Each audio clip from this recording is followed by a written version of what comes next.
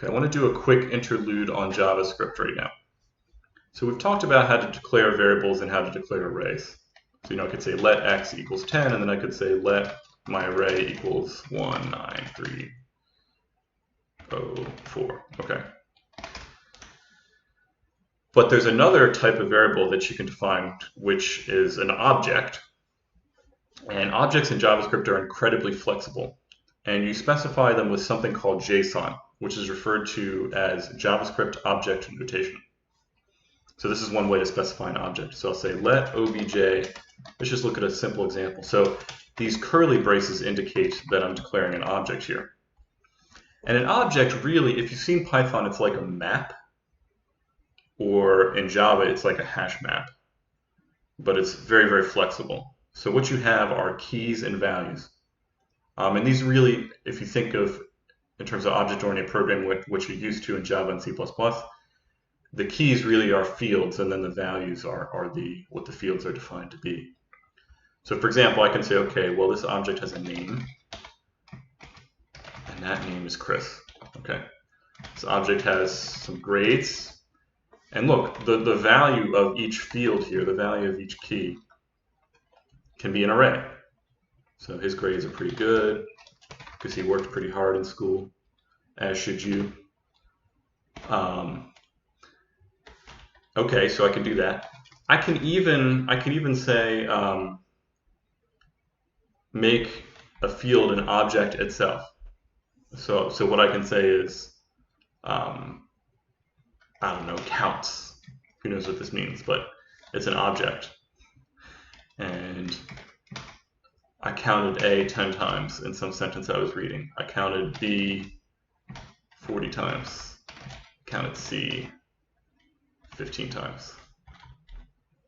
Okay, so that's how you declare this. Now, people like to format this stuff a little better, but I put it all in one line here. So once I define this, now if I say obj, see, it lets me drill down into the fields with these arrows here. So that's kind of nice. So I can see, okay, it has this field called counts. That field itself is an object. Grades is just an array, so it'll tell me, okay, index 0 is not that, index 1 is that. And then the name is just Chris, so it tells me that straight up. Okay, so this JSON is a very flexible way of specifying objects. And if I want to access fields programmatically, I can do it one of two ways. I can say obj dot the name of the field. So if I say obj.name, I get Chris. If I say obj.grades, I get that. Sometimes you'll have to use the other way of doing this, which is more like how you do it in Python.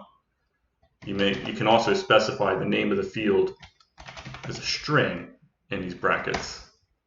So this is like, it's like an array index, except it's actually used the name of the field or the key. And so I could say obj counts, and that'll give me back that object. But of course, I could also just chain these together. So you go obj.count.a, and you get that. Now, I had to be very careful when you're typing the name of the fields, because it won't throw an error if the field is not there. It will just return undefined. So you see a moment ago, I wasn't quite finished typing counts. If I wrote obj.count, oops, it won't even let me do it. See, it'll just say undefined. So this is an easy thing to mess up when you're writing code. So be careful about that.